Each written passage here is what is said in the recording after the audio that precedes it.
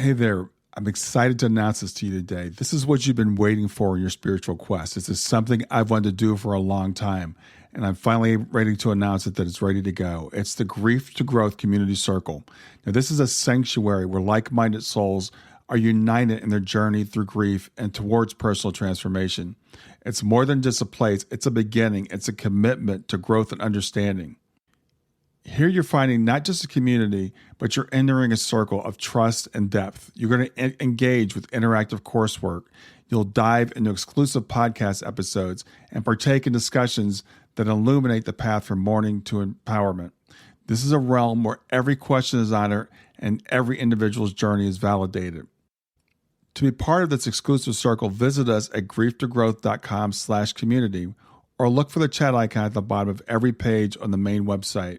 Remember that entry is a privilege because I want to ensure that every member is as dedicated and genuine as you are. You must apply to join, but the journey within is worth every step. So go ahead and join us today. Check it out, grieftogrowth.com/community, and I look forward to seeing you there. Today's episode is with Dr. Lotte Valentin. Dr. Valentin was an atheist and had 2 near-death experiences that she believed puts her back on the path to her life. Her life plan, the life that was planned by her and her guides before she came into this existence.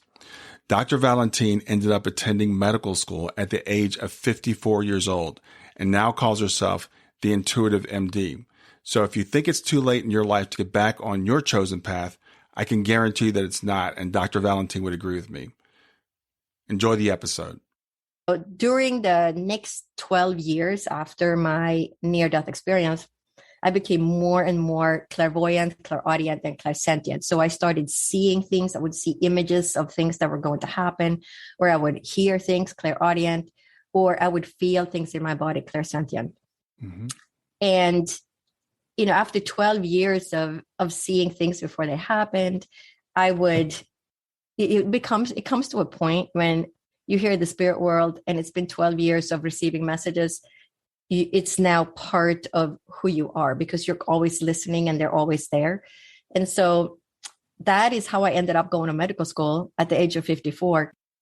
Hi there. Welcome to Grief to Growth podcast. Your host is Brian Smith, spiritual seeker, best-selling author, grief survivor, and life coach. Brian believes that the worst tragedies of life provide the greatest opportunity for growth. Brian says he was planted, not buried, and he is here to help you grow where you've been planted by the difficulties in life. In each episode, Brian and his guests will share what has helped them to survive and thrive. It is his sincere hope this episode helps you today. Hey, everybody. This is Brian back with another episode of Grief to Growth, and I forgot to ask you how to pronounce your name before we got started, so I do want to ask you that. So my nickname is Lotte, and my last name is pronounced either Valentin or Valentine. It is actually the Swedish spelling of the name Valentine, which is why it doesn't have an E on the end. Okay, cool. All right. Well, with that, I want to introduce Dr. Lotte Valentin. She's had 2 near-death and out-of-body experiences, which resulted in her becoming clairvoyant, clairaudient, and clairsentient. And if you don't know what that is, we'll define that once we get started. And it actually activated her life path. She was then guided to attend medical school as well and become an author, as well as become an author and an evidential medium. She completed her medical school prerequisites and was accepted into medical school at the age of 54. She's also the host of her own podcast, which is Dr. Lotte's Science with Soul, to help people create a path to healing their own life physically, emotionally, and spiritually, and to bridge the gap between science and soul. And I know my guests love to hear near-death experiences. I love to hear near-death experiences. So I think this is going to be a really exciting episode. With that, I want to welcome Dr. Lotte Valentin. Thank you so much, Brian. It's an honor to be on your podcast. Thanks. I'm really excited about having you here today. We did a little bit of chatting before we got started. I love your personality, and I know this is going to be a great episode. I'd like for you to maybe start with talking about your near-death experiences and how that kind of set you on your life's path. Sure. Yeah, so I had 2 near-death experiences. And the interesting part of it is that even though I was born and raised in the country of Sweden, which is in Northern Europe, and in Sweden back then, there was no separation of church and state. And so you were a Lutheran when you were born. And if you did not want to be a Lutheran, you had to tell somebody. And when you needed a passport, you actually went to the church to get your passport. And so I was confirmed with all my friends. It was just part of what you did when I was 14. I did not believe in anything that I was taught. I did not believe in life after death. I did not believe that there was something called the spirit world, or that you actually survived your bodily death. I didn't believe in angels. I didn't believe in anything. I thought, you die, it's black, you're gone, and that's it. So then I had my near-death experiences, which completely changed my view of life and who we are, and why we're here on earth. So my first near-death experience happened after my third child was born. And that was in 1992. And I hemorrhaged right after giving birth. First of all, I gave birth between a 7.4 and a 7.2 earthquake. So the epicenter of that earthquake was out in the desert. So I gave birth. We lived in Southern California at the time. So people who are familiar with Disneyland, it's in Anaheim, go all the way east. So the eastern part of Anaheim, that's where the hospital was, even though we lived in Huntington Beach at the time. And when that first earthquake hit, I was contracting about 3 minutes apart. And that was one of the times in my life that I thought I was going to die. And I bring this up because there is a difference later on with my NDE. But thinking that you're going to die, and the hospital was just rolling back and forth, and there were windows from floor to ceiling, and those big windows and the ceiling tiles, you just think everything is going to just crumble upon you. And the midwives, the nurses, my husband, everybody was just hanging over me, holding on to the table where I was lying or on the bed. I would have levitated off the bed if they hadn't held me down. It was that bad. So we lost all the power in the hospital, and my labor stopped. Because when you're running from the tiger, if the tiger comes and you're giving birth, you're going to stop giving birth and get yourself to safety and then give birth. And that's exactly what happened. So my life is flashing before my eyes and thinking, oh my gosh, this is it. I'm going to die. I never thought I was going to die this way. And my poor boys, my boys were 6 and 3. My parents were visiting from Sweden to help care for the kids. And then the earthquake stopped. My labor eventually picked back up after 20 to 30 minutes. I gave birth to my daughter. We had a second earthquake, a 7.2, went through the same thing again. And then finally, when they gave me the baby, I just arched backwards and just started screaming, saying, take the baby. I'm in pain. And then that was the first time I hemorrhaged, and it was a mountain of blood clots that came out, and they were, massaging my uterus. They put me on Pitocin IV drip, and we had no power in the hospital. The whole hospital was running on generators, and we had, aftershock after aftershock.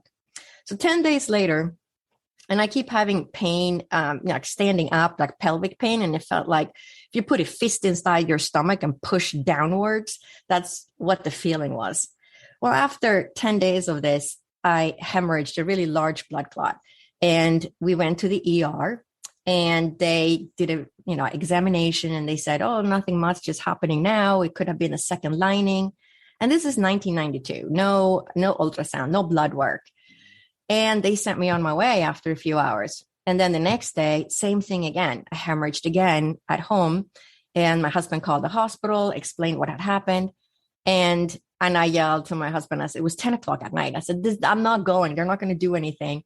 And it was decided I see a doctor the next morning. So I see the doctor the next morning, same thing, manual examination, nothing much is happening, and sent me on my way.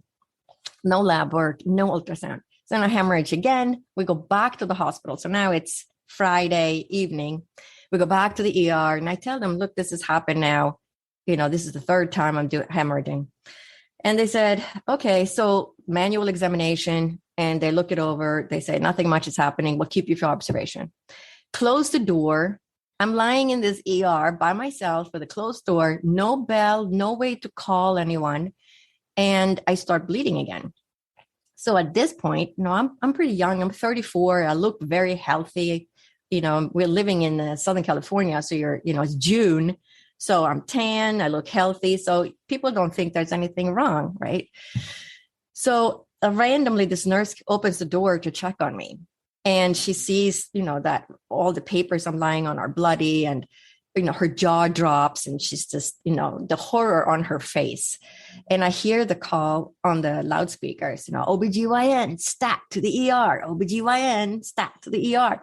And I'm just lying there, just being innocent, thinking, well, finally somebody is going to, figure out something is wrong with me. So because this older doctor comes running, jogging, literally out of breath, with a younger doctor, probably the resident physician behind him. And they come in and they do another manual examination. And while they do that examination, another large blood clot comes out. And they're big. They're like the size of a baby's head each time. So at that point, this was the 5th time now I'm hemorrhaging in 3 days. So I had very little blood left. Wow. And at that point, I tried to sit up and tell the doctor, I'm not feeling too good. And so he knew right away, what had happened and how much blood I must have lost. So he just pushed me down onto the bed in the ER, and the room filled with staff. All these people came in. But at this time, I can't keep my eyes open. And they keep tipping the table backwards. So my head goes down, my feet goes up, trying to keep as much blood as they can in my brain and my heart. And I have a nurse on my right and a nurse on my left. And the nurse on my right is reading my blood pressure. And the nurse on my left is trying to place an IV. But I'm now going into shock because I've been hemorrhaging for 3 days. I barely have any blood left. And so when that happens, it's really difficult to get an IV placed, which is why if you go to the ER today, they'll place an IV and they'll just give you saline solution, which is just body water, right?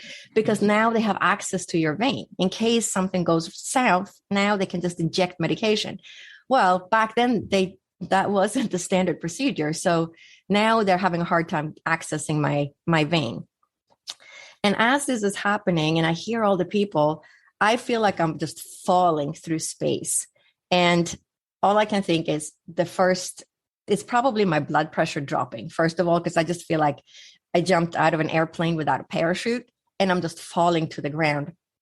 And as the nurse on my right quotes the blood pressure, she yells out 50/15, hurry. And it's in this panic voice, which, later going through all the PTSD of having these experiences, I would wake up hearing that voice and thinking I was dying. And it was shortly after that I realized that I was dying. And that was very different from the feeling of giving birth when I thought I was going to die. My life flashed before my eyes. Oh my gosh, I never thought I was going to die this way. Now I knew I was dying. And I'm thinking, what's taking her so long? The nurse on my left, but I didn't know why she was having such difficulties, right? And I'm lying on this table and I can feel my soul is starting to separate from my body. And I'm holding on. It's like hanging on the cliff in the Grand Canyon with your nails, and you're just hanging on for your life. And at that point, I knew I was dying, which was very different. And the atheist that I was at the time did not believe in anything. What did I do? I prayed to God to save my life because it was all that I had left. There was no other hope than that. And so I just pray to God and I say, please let me live. I have 3 children under the age of 6. They need a mother. And so with that, I got sucked out of my body. So now all of a sudden I'm floating maybe 3 feet above my body. But when I'm outside my body, the first thing that comes to me is, how can I still be me? How can I still be here? How can I be outside my body and my body is down there? This is not, it's not supposed to be this way, because my belief system was that can't happen. It would be impossible.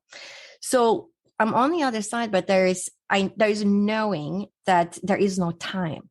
There is no time on the other side. And I can access past, present, and future information because time doesn't exist on the other side. But there's also this unconditional love of just feeling like a peace, and everything is just peaceful, and you're just very loved. But I didn't see anybody in this first NDE. That's all I got was that. And I knew that I belonged to the body and that I was somehow attached. And, people talk about the silver cords and these things. And I just had a knowing that I was attached, but did not see any silver cords or anything. But I knew I belonged to that body. That was my home. That's where I lived. Just like you live in your house or you live in your car. Imagine living in your car your whole life. And then your car dies, like your body dies. You step outside, you're still there, right? So that's the feeling I had, that the soul is really my true me. The body is just a shell where I live when I'm having an earthly experience. So with that, I get sucked back into my body, as they say, my life. And then the next morning, right away, so now, of course, I stay in the hospital and all that. And the next morning, my sister-in-law had just passed away about a week earlier. And I know she's at the corner of my ceiling, and I can hear her saying, everything's going to be okay. And at this point, I think I'm going crazy. First, I had an out-of-body experience that I couldn't explain, didn't understand. And now I'm hearing my sister-in-law, who has already, passed away. So I'm afraid of sharing the experience. So the nurse comes in. They sent me a Norwegian nurse because they figured she would probably bond with me later better than anybody else because I was Swedish. And she asked me, she said, did you have any unusual experience, during the day before? And I was petrified of telling her. I was just, no, nothing special. I did not have any experiences because I figured if I shared this, they would lock me up in the mental ward because that, it had really rocked my own belief system that this can't happen. It must just have been my brain. I'm having some kind of hallucinations. So with that, I got sent home. Then I developed something called bone marrow suppression. So I was really sick, and I had electrical interference. The VCRs wouldn't turn on. The watches would stop, and all these things that can happen to people that have a near-death experience. It's like we get out of balance, right? So now we have the electrical equipment doesn't work well. And so now we know from all the research that this is something that's common that happens to people that are revived in some way. So then I have bone marrow suppression. I'm really sick. I have, so I'm not making enough platelets, white blood cells, red blood cells. And I'm really sick for the next 6 years, and particularly the first 2 or 3 years. So I always have this feeling of my soul never having merged back with my body. So, I joke, is this a merging problem? Like the soul didn't merge back in with the body? Or was it just because I was so sick and I walked that fine? Now that I've gone to medical school, I'm just horrified over the fact that, I kept bouncing from doctor to doctor, because every time I went to the doctor, they would say, oh, you're way too sick. Why do you have pneumonia again? It's August, and people don't get pneumonia in August. And why, how did you get this big bruise? And because I would be, even if I just put my knee on the floor to help my children tie their shoes, I would get a bruise the size of a tennis ball on my knee because I had no platelets. So low platelets, low white blood cells. So I would get sick all the time. I would get pneumonia, once or twice a year. And that took a good 6 years for that to really even out and made me, live more normal, more normal life. I couldn't stand up while I was cooking food for my kids. So I had a stool in the kitchen. I would sit down when I was cooking at the stove, because if I stood still too long, I would literally pass out. So it's during this time when I'm constantly feeling my soul is leaving my body, and I'm always holding on to my soul. No, we're not passing out. We're not leaving. I got to stay here. My kids need me. But then my second NDE happened in the middle of the night. And, is this a spiritually transformative experience, or is it a near-death experience? It doesn't really matter, because the outcome of the experience is what matters. It is the outcome of how it changed me as a person and what I'm here to do to help other people.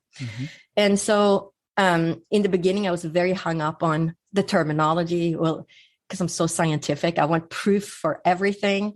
And that's just, how I came to the world, with my own father being a physician and one of my brothers is a surgeon. So I was raised that very scientific, having a very scientific approach to life, where if you can't prove it, it doesn't exist. So this second near-death experience happened in the middle of the night, and I would often wake up and take my head off the pillow because I had so little blood that I would feel faint. My head would pound. My hands and feet would be ice cold. And I would just take my head off the pillow and then try and get more blood in my head or pull my legs up. So again, I wake up and I feel, really faint, and I take my head off the pillow, and, the soul is always trying to leave, and I'm always feeling like I'm holding on to it. But this time it just took off. It was, 1 second you're in your body, and then another split second, it's, a thousandth of a second or something. I mean, it's just, you're there and then you're not. It's so fast, the transition, that, my little mind here on earth can't really comprehend how fast that is and how it can happen so quickly. And people often ask me, do you leave through your head or do you leave through your chest? I honestly have no idea, because 1 second I'm inside and the next second I'm out. So who knows how you get in and out, or if there's actually some like portal that we use to get in and out. So the second NDE happened in the middle of the night. I take my head off the pillow and I just get sucked out of my body, just like in the ER. But this NDE is so different from my first one. And I always joke that they didn't get to give me the full effect the first time. They were too quick to save my life. So I had to do it again to get myself on my life path, because it's this second experience that really changed my life path and understanding what I'm here to do. So I get sucked out of my body and I tumble through space. There is no tunnel. There's no light. I'm just tumbling through darkness. So imagine you're flying to the moon in a rocket and they just drop you off. You're just tumbling through space. And then I get to this place that I call the mid station. And it's only because there is an awareness that if you go into a skyscraper and there is 100 floors and you push the elevator button on floor 50, you know that there are floors above you, but you don't see them because you're on floor 50, and there's floors below you. Mm-hmm. So that was the feeling that I ended up at this level, that there were like different levels or different bouncing stations. So you're not supposed to be here, then this is where you end up. So you get sent back, because I didn't have a choice. And people sometimes talk about I was given a choice. There was no choice. I was just sent back. And so I get to this what I call the bouncing station. Mm-hmm. And the first thing I hear is the most beautiful music. And it is more beautiful than any music I can make here on earth. It is angelic. And I see this log cabin floating in space. And it's just funny to me what we see. Some people see, fields of flowers. I see a log cabin. And I look inside the log cabin because I'm thinking the music must be coming from the log cabin. And it's empty. So I look to the left. So I'm without my body. I'm just like in spirit, but I'm still rotating. So I look to the left and I see an identical cabin to the one on the right. I look inside, but it's empty. But as I'm now, perplexed over where is the music coming from, there is a growing white light behind me, just as if you're standing in a spotlight and somebody's shining a spotlight behind you. And with that, I rotate around, and the light is the brightest, the widest, most beautiful light that you can imagine. But with this light, there is a knowing that you are with divine source. And there is a knowing that you come from this light. This is what we go back to when we die. It is just pure, unconditional love. And we carry this light within us, and we return to this light at death. But in this light, so this light just, it envelopes you, it extends to everything. But in the light, there is an outline of angels, and the music is coming from the angels. But I didn't believe in angels. I didn't believe in God. I didn't believe in the afterlife. So this is still, how can this be? How can I still be me? So then I become aware of two spirit guides. And there's one on my right. And he says to the other spirit guide, what's she doing here? She can't be here. She has to go back. And I'm like, no. Wait a second. How can I be here? How can I still be me and be here? And then the spirit guide to my left says, as if they somehow have control over what we get to remember. He says, if I told you, you wouldn't remember, but you will remember this. And then it's like a movie screen, or it's like images just appear. And it is as if I'm standing on the moon looking down on Earth, because I see Earth like in the distance as if from outer space looking down. Mm-hmm. But then around the Earth, there is this diamond-shaped glittery fishnet. Now, remember, this is now in 1994, so we didn't have internet yet. So this glittery, what I call the fishnet, and I only call it the fishnet because growing up in Sweden, I would spend my summers on an island with no electricity or running water. And I finally graduated to be the rower, because I had 3 older brothers, to be the rower for my grandmother to lay the fishnets in the ocean to catch fish for the family to eat. So, by the time I'm like 7 or 8, I finally get to row the boat. And when she lifted these nets out of the water in the early morning sun, you have all these water droplets on the fishnet, and they sort of shimmer and glitter in the sun. Mm-hmm. So to me, I'm looking at this, which is now, if you Google it, you can Google, grid around the Earth. And that's literally what it looked like. But at the time, we didn't have the internet, and I had no knowledge of anything like this. So to me, it looked like a fishnet. Mm-hmm. So I see this glittery fishnet around the Earth, and the spirit guide tells me everything on Earth is connected to each other, but everything on Earth is connected up to this grid. And with that, I got sent back. So, 1 split second later, now I'm back in my body. But that is really what has activated my life path. First of all, the knowing that our soul, our spirit survives our bodily death. We are still there, and it's just a matter of paying attention. The spirit world sends us messages all the time to say that they are fine and they are with us and they're checking in on us. But it took me, a quarter of a century, because this is 1992 and 1994. It wasn't until about 2015 that I finally became comfortable talking about it, because for so many years, I would think it must just have been an hallucination. It must just have been the brain. And then the more I learned, the more I realized, oh my gosh, all these other people have had these experiences too.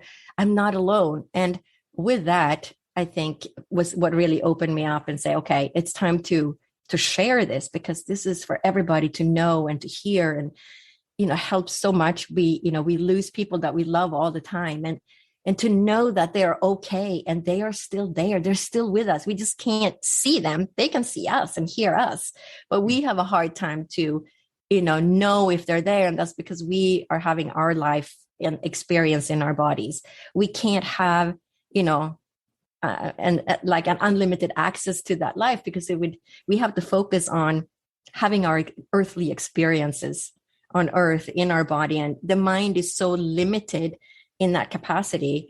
And I often feel it's just so that we can have our experience. It's just so that we can have our soul learn and grow from hardships, right? And that's how it's going through these difficult periods in life that really transforms us.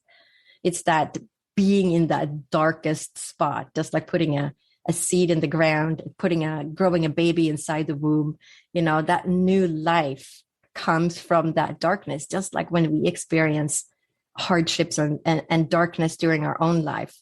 That is when we really grow. So, wow. You look like you were going to ask me something. No, go ahead. No. Yeah. So it's that transformation that happens during those hardships. So, those first 6 years were, of course, very difficult, because I was sick and I had 2 near-death experiences. I did not know what to make out of these experiences. But now that it's been, almost 30 years since my first near-death experience, and all that growth has taken place, I now understand why I had to have that experience. I always wanted to be a healer. I always wanted to be a doctor as long as I can remember, because my father was a doctor. And I was surrounded by medicine my whole life. But I married an American that I met in high school, came to the United States. My English, was so difficult to understand or take classes. I was afraid of taking the science classes. And I had already started studying at Stockholm's University. But I ended up transferring into Boston University. But again, I was afraid of doing the sciences. I figured it would be too difficult with the language barrier. So I majored in business and computer science, or management information systems, and then became a programmer and a systems analyst working for IBM in New York.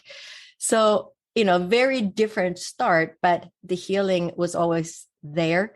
And I often feel like you go down your tracks in life, and then the spirit world is kind of saying, she's on the wrong track. Let's fix this. Well, let's give her, she opted for this, she had five options to get on the right path in this life. Well, now she's on this path. So let's have her have a near-death experience and shake up her belief system so she gets on the right path. And it's, during the next 12 years after my near-death experience, I became more and more clairvoyant, clairaudient, and clairsentient. So I started seeing things. I would see images of things that were going to happen, or I would hear things, clairaudient, or I would feel things in my body, clairsentient. Mm-hmm. And, after 12 years of seeing things before they happened, it comes to a point when you hear the spirit world and it's been 12 years of receiving messages. It's now part of who you are because you're always listening and they're always there. And so that is how I ended up going to medical school at the age of 54, because after 12 years, I called my friend and I said, that's it. I did it. I healed. I'm like ready to go back to work. And I was looking online for anything that had to do with healing. I knew, having gone through these hardships myself, I needed to work as a healer in some way. And I found this degree and it said naturopathic medical school. And then it's a medical school. I can't go to med school. I'm in my 40s. This is crazy. There's no guarantee I would even be accepted. I'm older and I have to do all my prereqs, chemistry, biology, organic chemistry, physics, and math. And, I was a business undergrad. I had nothing in science. Mm-hmm. And I turned off the computer and I said, okay, that's it. I'm going to look again tomorrow. That's got to be something else. And as I'm walking from the living room to the kitchen, the spirit guide drops in on me. And at that time, I couldn't see the spirit guides, but I would just hear them in the beginning or like feel their presence. And the spirit guide told me I had to go to medical school. I had to be a doctor. I had to combine East and West, and I had to bring messages and healing to the people. I'm like, I don't even understand what you're saying, messages and healing. And you're to write 2 books. No, wait, 3. And I'm like, write a book? What am I supposed to write about?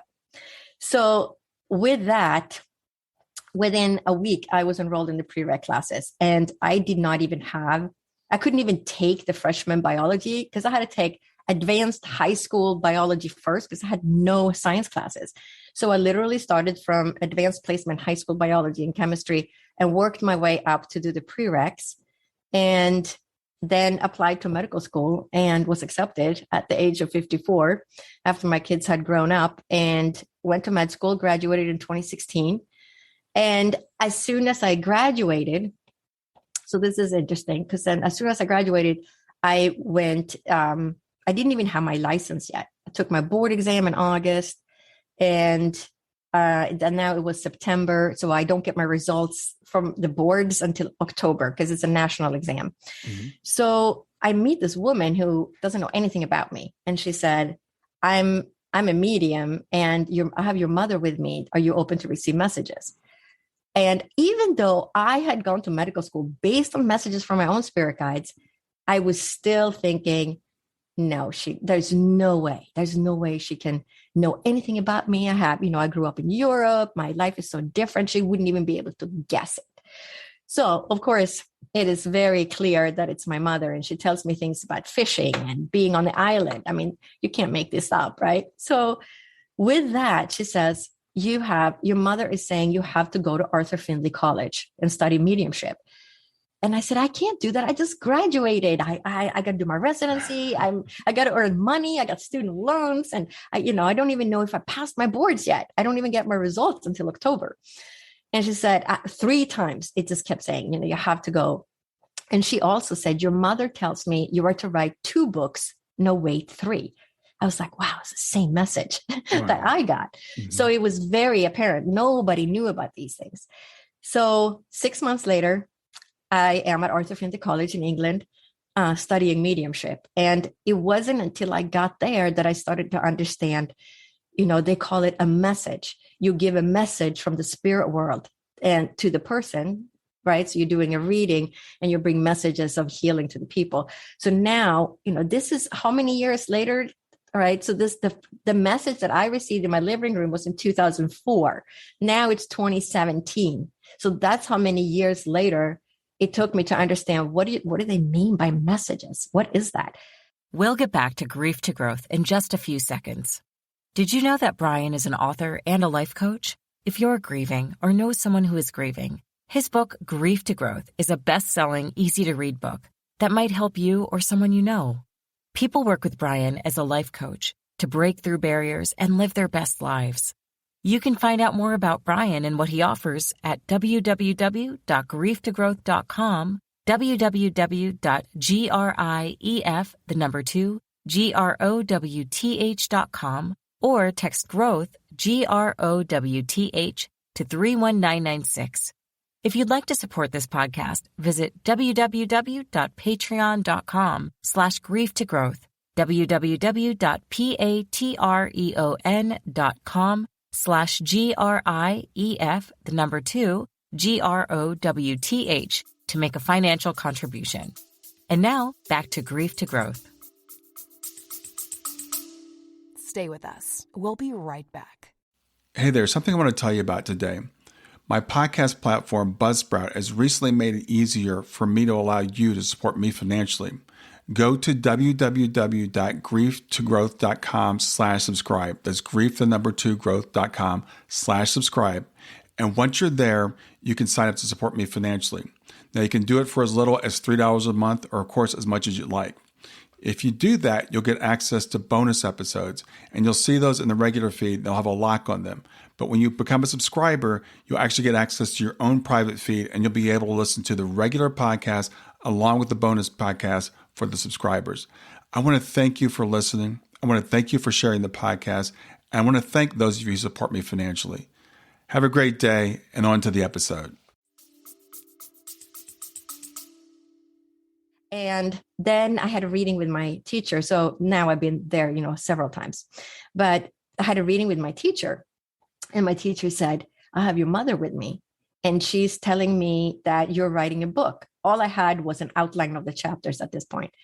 And she says, your mother tells me you're writing a book. And she says, you are to write 2 books. No, wait, 3. So it's always that same message. So at this point, I said, okay, I've gotten the message, and I've gotten the message from 2 other people. I better go home and write my book. So then I wrote my book, which is this one. Mm-hmm. And it's called Med School After Menopause, The Journey on My Soul. But it's really a book about transformation and healing and spirituality. And so I describe a lot of the things that happened to me when I became clairvoyant in order to help other people bring out that intuitive abilities that we all have. And the book won an award like 6 months ago from Living Now Book Awards, and it won first place in spiritual leadership category. So I'm really excited that it won an award as well. But I'm hoping this book will help other people bring out their own intuitive abilities, but also to help with anything such as grief, because there is proof of the afterlife and that we are such divine spiritual creatures. But many of us, just like myself, we walk around in our little body shell thinking that this is it. But the world is so much greater and so much bigger than we can see when we are just inside our bodies. Yeah, absolutely. Well, wow. Thank you for sharing that. That's an incredible journey that you've been on. One of the things I love about your experience, and I love all in your experiences, it's interesting how different they are, but how similar they are. But a lot of times people say, well, it's just what you expect. It's an expectation. So if you expect that you're going to see this, you're going to see this, right? But you were a materialist, I understand, the first time you had one, right? Yes. So there was no expectations at all for me because I didn't believe in any of it. And it took me 12 years to even, believe in the clairvoyant and clairaudient experiences that I was having. And I can tell one story, which is really interesting, because I woke up one morning. So this is probably around like 2008 or so. So it's in these first 12 years, and I'm becoming more and more clairvoyant and clairaudient. And I woke up one morning and I saw 3 images in like almost like 3, like a slideshow. So image 1, I see we had a van at the time, and I was driving 2 of my kids to San Francisco each day because we lived in East Bay, San Francisco at the time. And these 2 kids were at the San Francisco Ballet School, and they trained 6 days a week. So, every day I would have to drive them in across the Bay Bridge and into the city. Mm-hmm. So I wake up and I see this big black scratch on the passenger side on the van sliding door where the kids get in and out. And then the second image, I see my daughter in the back seat. I see my middle son in the front seat. And then the third image, I see myself leaving a note on the windshield of a black sedan car. And I tell my 2 kids, this is what I saw, because at this point, they're kind of in tune with what's going on. So I tell them about what I had seen, and we figure out that it's got to be this one intersection after we cross the Bay Bridge. We get off the highway, we go down to the light, and then we turn left onto the surface streets, because most of the streets are one-way streets in San Francisco. And even in the suburbs where we lived, there were, 2 or 3 lane streets, going to and from the highway. Mm-hmm. So we figure out that's got to be the intersection. So every day for the next week, my kids' noses are pressed up against the window. Mom, the coast is clear. You can go, because we're thinking this is it. This is the intersection. So about 10 days have gone by now. And we're in our bookstore in a town called Walnut Creek, East Bay, San Francisco. And I'm trying to get out of the bookstore, but there's a lot of cars. There's a big UPS truck offloading all these books, and people trying to get into the parking lot. I'm trying to get out to this narrow little street. And as I'm turning the corner turning right onto the street, the right side of my car scrapes the car that is parked. Mm. So, and what's the color of that car? It's a black sedan. So right. At this point, I know exactly, what had happened.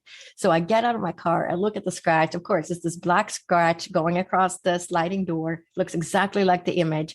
And here I am leaving my phone number and information on the windshield of the black sedan car.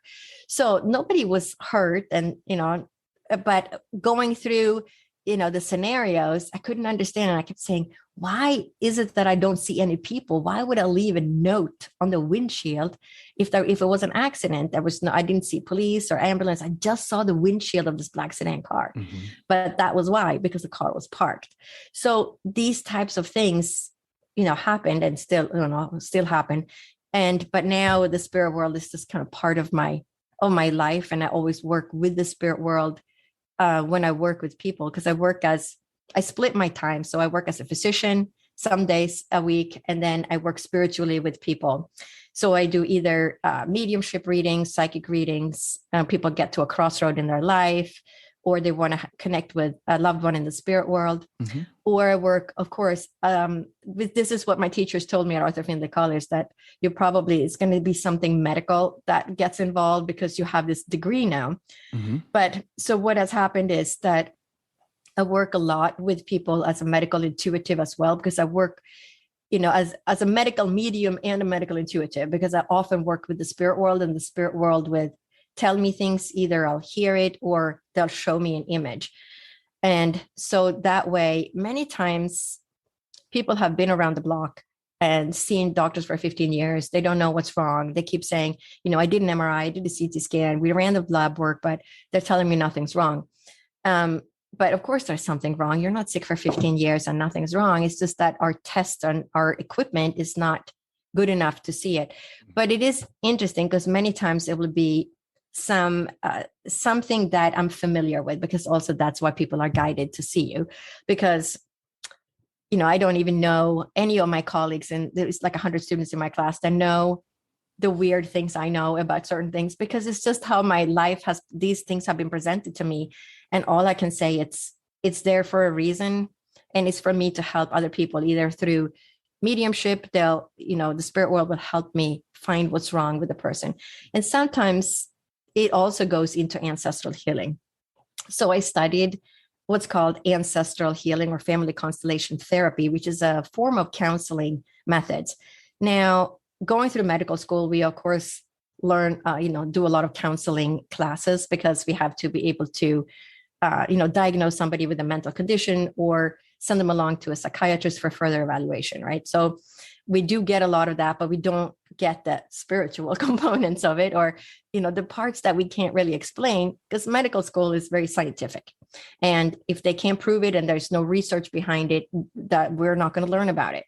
So working as a medium, it started out by me seeing patterns repeating within families, that, there is abuse in the family, or the father was an alcoholic, and it repeats, and the person marries the same person, the father, that the father was, and the pattern sort of repeats. And so that's how I got interested in studying the ancestral counseling. So I studied with Mark Willin, who wrote the book, It Didn't Start With You. And I think he's coming out with another book in the fall. And so I'm in this class online with, doctors and counselors from all over the world. So it's absolutely fascinating, because you didn't know anything about these people, and we had to practice the tools that we learned. But now it has become a form of, for me, it's like a spiritual healing. So when I see people on the medical intuitive side, and all of a sudden the spirit will show me images, and then I'll say, is this your childhood experience? Your parents were like this, or they tell me about their parents, and the spirit world comes in. It is this merging of my medical knowledge and the training that I have merged with working with the spirit world, and also working, shamanically, have trained with shamans as well. Mm-hmm. And sometimes you can do a journey to find more, because the information, you hold that information. Your body knows what's wrong many times, but we as physicians can't pinpoint it, because the tests that we run can't tell us, your lab work came back and it's normal, but you're still sick. You're still having these terrible experiences, and you're not, feeling good. Mm-hmm. But sometimes, working that way, either it becomes an ancestral healing that takes place, or sometimes it's just information that I hold that the person needs, because I had some crazy patient, back, or some family member, or I just know of what it is that they have, and then say, you know what, this is the thing, what you have, what I think you have is this, and it doesn't show up on MRIs. That's why they can't see it, or CT scans or whatever. So it's become this very fascinating integration of my medical degree, my mediumship training, psychic intuitive abilities, and shamanism, that has all sort of been integrated. And so I love to work with people that way, because I can help people. I work with people all over the world, because now we're working spiritually, and you're not seeing me as a physician. So. Yeah, awesome. I do want to ask you a question about the difference between a medical medium and a medical intuitive. It just depends on how you define it. So a medical intuitive, to me, would be somebody who has intuition or psychic abilities and can tune into you. You tune into your body. There are times, I usually meditate before I work with somebody, and sometimes I'll see things in their body. The spirit world, also is showing me. So how much is it my intuition, and how much is coming from the spirit world? Versus a medical medium, right? A medium is somebody who communicates with the spirit world. But if I say I'm just a medical medium, I would just be working with the spirit world. Okay. But I work intuitively, psychically, as well as mediumistically. So I because I use all of those aspects in order to help that person. It's like saying a psychic. If you're a psychic or if you're a medium, you're always also a psychic. But if you're psychic, you're a psychic, you're, not necessarily a medium. Right. So that's the difference of looking at it. But it's kind of similar to me, a medical intuitive. Yeah, it's language. Yeah, no, I think what you said makes sense. I see it as medical intuitive. You're connecting to that person that you're figuring out what's wrong with them. And a medical medium is also connecting to the other side. So you could be one or the other, or you could be both. So I think that's a very good answer. I'm curious, because you're a medical doctor now. So you do Western medicine. Do you bring energy healing in also? Or is that something separate? Right. So working as a physician, you can, do craniosacral therapy. So I'm trained in craniosacral therapy. And with that, of course, there is energy because you're working with your hands are on the body. Mm-hmm. Right. And so you could technically say that you're doing energy healing. And when I work with people spiritually as a medical intuitive or ancestral healer, many times people sign up for medical intuitive and it ends up in ancestral healing. Right. So it really doesn't matter what you sign up for unless you know specifically, I think this is, ancestral healing. So I want that kind of session. Right. But, when I work with people, if it's an ancestral healing, we do a healing at the end of the session for about 10, 15 minutes. Okay. Where I bring in spirit guides, I bring in, and beings of the light and anybody that can help with this healing. And I find that is very healing for the people. I mean, I feel things, I see things. And many times I've had clients also tell me, that they saw things or they felt things. And I said, all right, do you want to go first? Do you want me to go first? And we compare notes. And it's amazing how many times we see the same thing. They see the same spirit guide. I said, what did it look like? It looked like this. And that's exactly what I saw. And so it's fascinating that we're somehow tuning into the same messages, right? But we can do that when you work as a medium, that we do something called, sometimes we link up together. So when you train at Arthur Findlay College, they'll say, okay, Lotte and Brian, you guys go next. And we'll go up and stand in front of everybody. And they'll say, okay, decide which one of you is going to start. And they'll say, okay, Brian, you start. You bring in the spirit and you say, okay, I have a father figure with me. And this father worked, he took the train to the city. He carries a briefcase and he worked a lot with papers. And then I'll tune in and I'll say, okay, he's telling me that they lived in this countryside, but he took the train in and he has a very warm and loving kind of personality. And there were several children in the household and he often read stories to the children at night. Then now it's your turn. You get the next message. And so we're linking up to the same spirit and we both are communicating with the same spirit at the same time. And many times when you get the message, I'll still hear your message. I get that message and I'm just waiting for you to stop talking so I can continue. Right. And you go back and forth and it's absolutely fascinating because not only, and then of course, then we have to place that spirit with somebody in the group, right? Somebody that's in the classroom, like another 12 people or so. Usually it's 100 people, but there's like 6 classes. We all have, the groups are, anywhere from 12 to 15 people or so with each teacher. And then we have to say, who recognizes this? Okay. And then of course there's somebody saying, yeah, that's my dad. Right. And so it's just fascinating because we have that ability and we all have that ability. We are spiritual, intuitive creatures that have this ability. Now, of course, everybody's not going to work as a medium or a psychic, but we all have the ability. We can all learn to recognize the signs. And that's what I'm trying to do with my book, is to help bring that out in people. How did I learn how to do this? My scientific background took a long time. That brings up a really important point, I think, because I work with a lot of mediums and intuitives, and I've known some of the best ones. They're just incredible. Yeah. And they say everybody can do this, but some people seem to be born with this ability that where they see spirit. And I think all of us are born with the ability, but then for most of us, it kind of goes dormant. And then a lot of times with NDE, that seems to awaken this ability. So what about the average person that says, oh, I can't do that? Stay with us. We'll be right back. Hi there. I'm really excited to tell you about my latest ebook. It's 4 lessons that you can learn from the near-death experience without going through all the trouble of dying to learn them. I've been studying NDEs for several years now. I am completely convinced that not only are they 100% real, but that there's some very universal wisdom that we can get from the near-death experience. And I've distilled that down in this book into 4 short lessons. And I've also given you all the reasons why I believe the NDEs are absolutely real.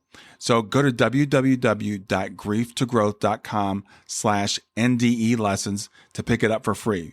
www.growth.com/NDE lessons. I hope you enjoy it. Yes, you can. So I think that, that would have been me, right? That would have been me before my NDEs. Mm-hmm. Now, I know from my teachers at Arthur Findlay College, they say you were a born medium. And I said, and I, of course, will say, no, I wasn't. Because prove it to me. How could you say I was a born medium? And they said, because I see it. But remember, start thinking back.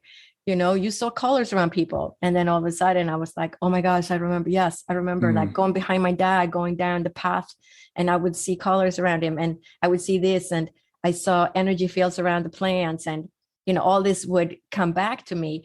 But it took my teachers at Arthur Findlay College to tell me that I did have it, and I suppressed it. Right. Because I remember I talk about it in my book too, how I saw the energy field around the flowers on the kitchen table. And I told my best friend, and she says, no, there isn't. And I just felt really stupid. And okay, there must not be. Yeah. Right. Nobody else can see it. So you learn to suppress it very early on, because, you just tell your friend and they can't see it. You don't want to be the stupid kid who, makes things up. So you just let go of it. So I think that's a lot of our society in the Western world. It's just how we are raised. If you were raised in a society that acknowledged that and said, oh, you can see the energy, this child has, is going to go and train with a medicine woman or medicine man. Mm-hmm. But we're not living in that society. We just say it can't be. We can't prove it, so it doesn't exist.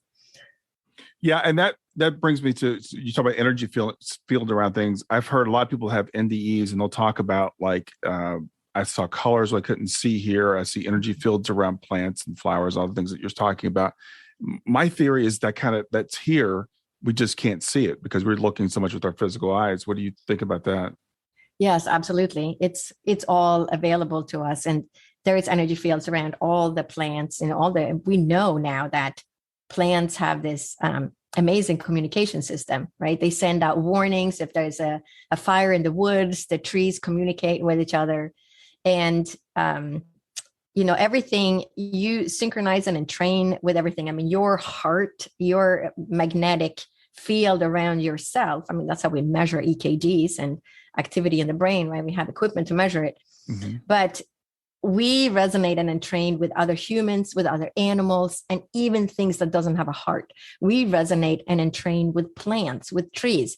When people say, oh, that person has such a green thumb. Yeah, they do, because they talk to their plants. Yeah. They sort of treat their plants as their babies. They, they water them. Oh, you poor little plant. Let me fix these dry leaf. Let me get that off you.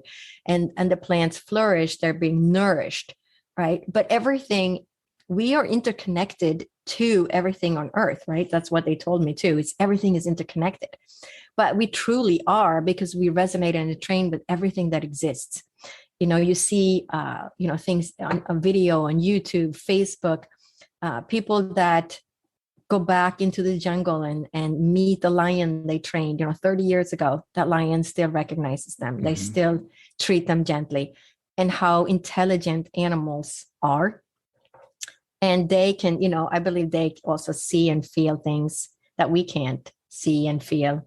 But, it's just, we are all interconnected. It all rubs off. So the way I look at it, for each person I can heal, we heal the world. Because once I work with somebody and I can create healing for them in physical healing, spiritual healing, energy healing, there is a shift that takes place. Their own epigenetics, the way they express their own DNA and their physiological reactions are going to change, because something changed within them. And so, it's when you have those hardships and you create healing around that, you now sort of become a light to other people. You resonate that healing and that love, unconditional love and acceptance to other people. Well, imagine if we healed everybody in the world, we wouldn't have all these wars and fights across the globe, right? We would have a more peaceful existence where, but for each person we heal, we create healing for the world, because now the electromagnetic field around this person is different. It's like when you walk into a room and the person is mad, everybody gets, it rubs off. Now everybody gets mad. But if the person who walks into the room is loving and just loves everyone and gives everyone a hug, even if the people were mad, they're probably going to be in a better mood, right? Because that person is now giving off love, right? But so for each person we heal, that changes with each person. So I wanted to ask you this question, because this comes up a lot too when I talk to people to people about people who have NDEs. You mentioned it. I think you were not given a choice about coming back. Now, some people say that they were given a choice. Some people say they're not given a choice. If you had been given a choice, do you think you would have chosen to come back? Yes, because I was a mother. I had 3 children under the age of 6, and it was devastating to me to think that my kids were going to grow up without a mother. And I think for me, it was being the mother that sort of anchored me to the earth side. Mm-hmm. I had such strong mother instincts to, be the mama bear for my kids, and nobody's going to touch my cubs. Right. And that instinct was so strong, just going through being sick for so many years. And, it's always been, my kids. And I think that's on purpose. That's my incarnation. That is the ticket I chose. What's going to keep me on the earth side after having this wonderful experience on the other side, right? Because that unconditional love and light, who wouldn't want to be in that all the time, right? And here we are struggling with our day-to-day life and, getting things done and just dealing with everything that we're dealing with in the world and living through the pandemic. And there's always problems, right, that we're dealing with. Mm-hmm. Being on the other side sounds so nice, but right. But I think for different people, you have different reasons. And I think in the beginning, that was my anchor to bring me back, was my children. Yeah, I think it's really, I love that question because people answer it differently. I've heard of mothers even with the young children who said, well, I found that it was going to be okay. Mm-hmm. And I was still ready to go, but but I was sent back. So I guess it's an individual thing, but the thing I take away from it is it's so great being there. It's such a draw, as from what it sounds like to me. Yeah, absolutely nothing to fear. People who are afraid of dying, it is a continuation of your life just without your body. Yeah.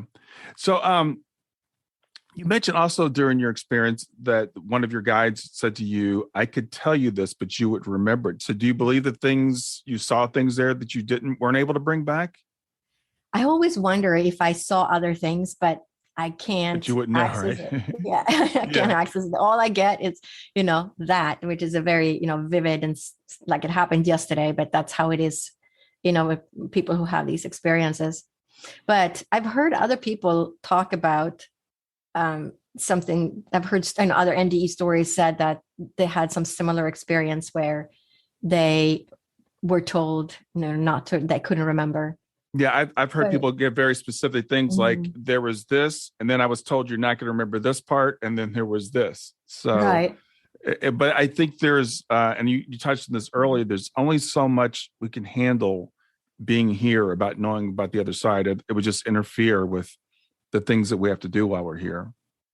Absolutely. We're supposed to have an experience, and if we knew too much, we wouldn't have an experience. It's meant to be, a little bit like this. Yeah. And in the dark. You touched upon this too, but I want to go into it a little bit deeper because again, a lot of times people are like, okay, if everything is so great over there, if everything is so wonderful, then why do I have to go through the hell of living here? Right. That is, the ticket we incarnated for. So I believe we have many, many lives, and we, keep reincarnating and coming back. And what tickets did you choose this time? I have ticket, 528 this time. And on my ticket, it says, I'm going to have these experiences and let my soul grow in these different ways. And then, we have all these different, because we have free will, right? So we have all these, like I say, different train tracks. We go down different tracks. And so you're on track 2.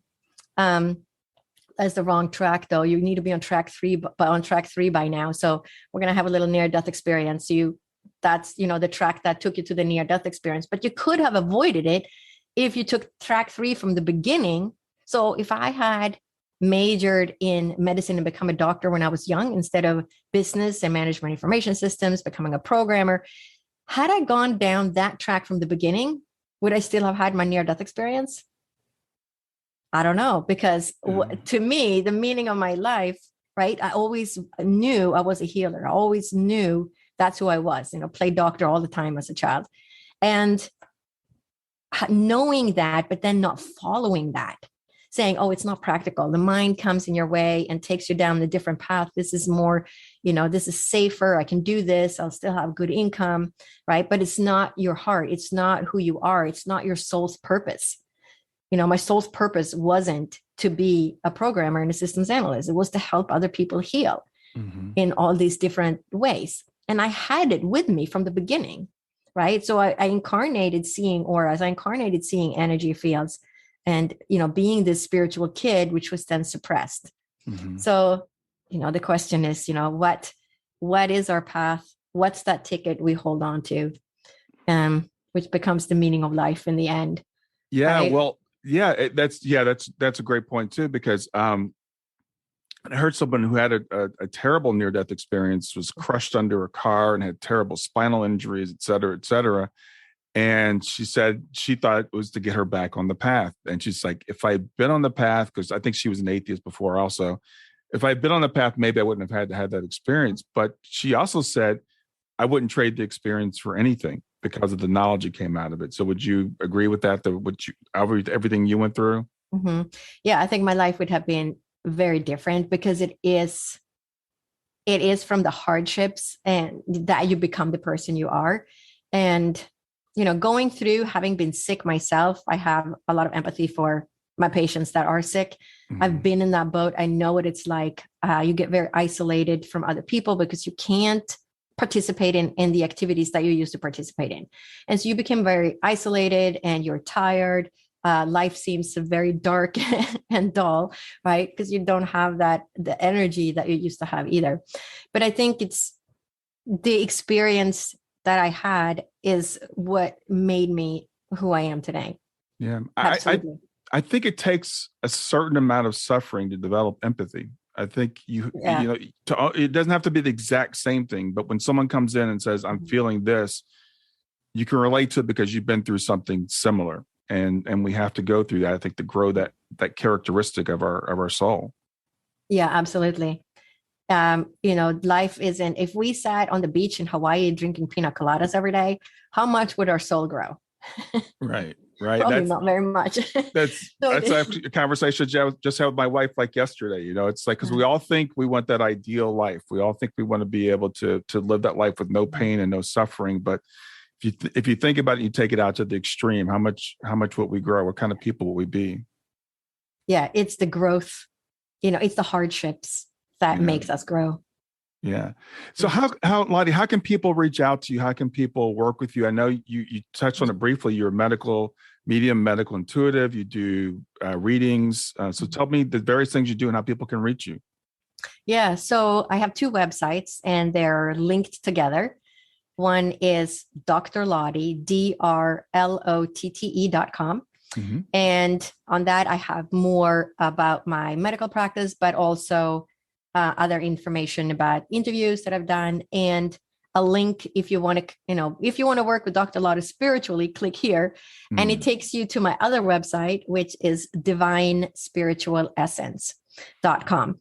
And on that website, you can book sessions to work with me individually for medical intuitive, ancestral healing, or what I call a wholehearted session, because it's working with the spirit world, bringing in a loved one, or helping people find their path. They've come to a crossroad in their life. I don't know if I should do this or should do that. And to get that outside psychic intuitive, I'll tune in and say, oh, to me, you're this person. This is what I see you doing. And they're like, oh my gosh, I've been thinking about that, but I was afraid of going down that route. So that's a wholehearted session. So those are basically the 3 different spiritual ways that you can work with me. Or also you can work as a mentor. Sometimes people are starting to have spiritual experiences themselves.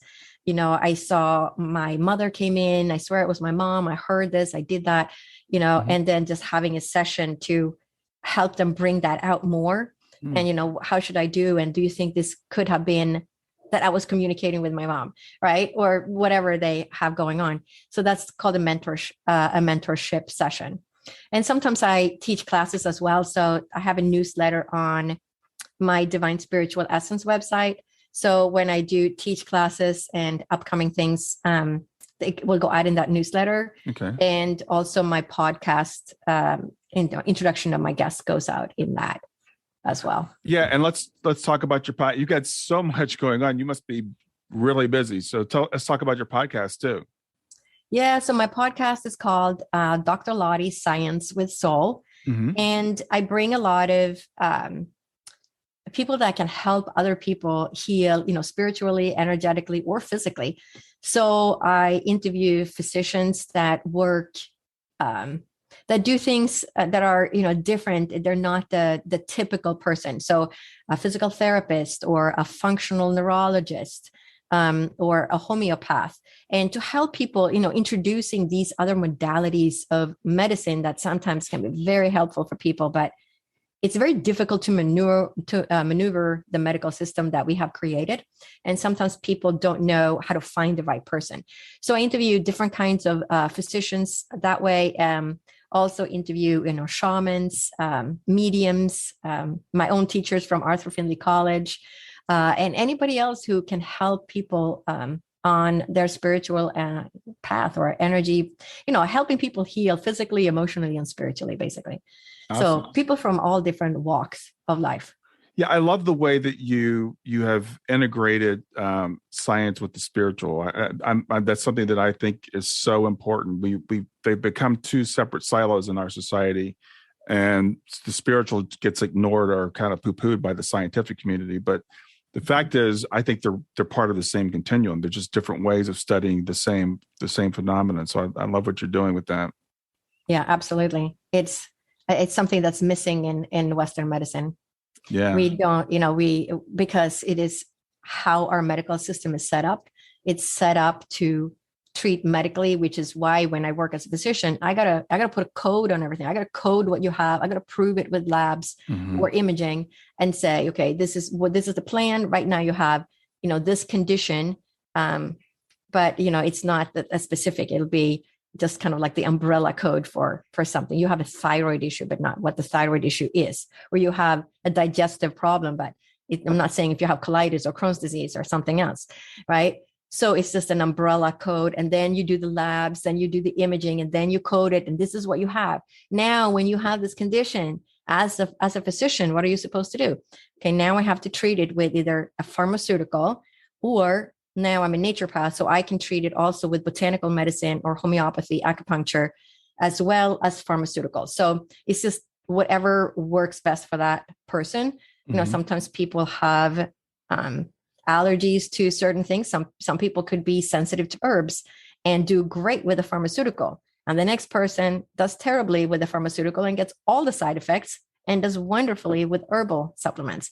Right. And that is the difference of, trying to find the right medicine for each person. But the spiritual component of healing is huge, but we've lost that because of the time constraint that regular Western medical physicians have. They have very little time. I have my own practice, so I spend a half hour with my patients on a follow-up and an hour and 15 with their first initial encounter. Wow. Because I want to know everything about you. Where did you live? What were you exposed to as a child? Did you live on a farm? How do you have environmental toxins? What was your home life like? Did you grow up in an abusive household? Right. So all these different things matter. Versus when you go to the regular doctor, I have a headache. Okay, here's a migraine medication. Next. Right. So, it's very different. What you just said blew me away when you said you spend that much time with the patient at an initial visit, because that just doesn't happen anymore. I interviewed someone just yesterday that hasn't come out on the podcast yet, who is a energy healer, and she was talking about, a lot of our disease, if not, I think she might say all of our disease, it starts with our spirit. So Western medicine, we're treating the symptom, but we're not, and I think you need both, right? It's not one or the other. Right. Absolutely. And that's, I think it's dangerous. People are on such a spiritual kick, and they say, I often get patients because they know I'm spiritual. I can heal this myself. I don't want any medicine. Right. Mm-hmm. But yes. There are times when the pharmaceutical is the correct medication for that condition. But sometimes people get so stuck in their ways, and they think, I have cancer, I'm going to heal it with carrot juice. Yeah, well, in your case, your cancer, the type of cancer you have, and I'm not an oncologist, but, just from doing cancer shifts in school, that, many times the chemotherapy might be the best option for that person. Mm-hmm. And they're going to tolerate it, they're going to heal, and they're going to live another 40 years versus somebody else might not, and they might need a different route. But we don't know who holds what ticket. Right. And so you kind of have to, not say, there are also people that say, my aunt is so negative, she gave it to herself. Mm-hmm. Well, yes, of course, there is truth to that. We know there's truth to that. But also now that person has a physical condition. And so you're going to have to work with everything you have. You're going to have to work with it physically. What do you have available to you in the physical world? Pharmaceuticals, herbs, acupuncture, homeopathy, whatever that is, energy medicine, you name it. I tell my patients, use all of it if you can. I mean, your best bet, you don't know what ticket you're holding. Are you holding the pharmaceutical ticket? Or are you holding the spiritual ticket? Or are you holding the carrot juice ticket? We don't know. Yeah. So you're going to have to incorporate all of it. That's your best shot. Yeah. So, don't get too stuck up on thinking that also that, you gave it to yourself. Even if they did, you have to remember that you came into your life with certain DNA, and babies are born with tumors. There are children that have cancer, at age 1 or 2. They didn't give it to themselves. They have wonderful parents. They incarnated with that tumor for whatever reason. And also we know from ancestral healing that we inherit traumatic events from our ancestors on the DNA. And we now know exact genes, like the FKBP5 gene is one of them, that we inherit trauma. So if your grandfather served in the war and he thought he was going to die when he heard the sirens go off, guess what? Now he survives the war, and his granddaughter has panic attacks every time she hears the siren, though she never had a traumatic experience in her own life. Yeah. And that comes from the grandfather's DNA. So you got to, so we are so far, it'll be another 100 years, I'm sure, until we really understand the impact or how to heal somebody. Because right now, Western medicine is very, not very good at chronic diseases. Western medicine is very good at emergency medicine. You're in a car accident, you have a heart attack, go to the ER, right? But chronic conditions we're not very good at, because I think chronic conditions are more, they're ingrained in the body. It takes more healing, more spiritual healing, energy healing, and working with what you have available as well in the physical world. Yeah. Well, I'm really glad we got to that, because I think that is a really, really important point, because we are we tend to just swing back and forth to extremes in our society, right? So we've got Western medicine, we've said, put away spirituality. Now we've got some people that are so new age that they're like, I'm never even going to take an aspirin because it's not natural. I'm not putting that in my body.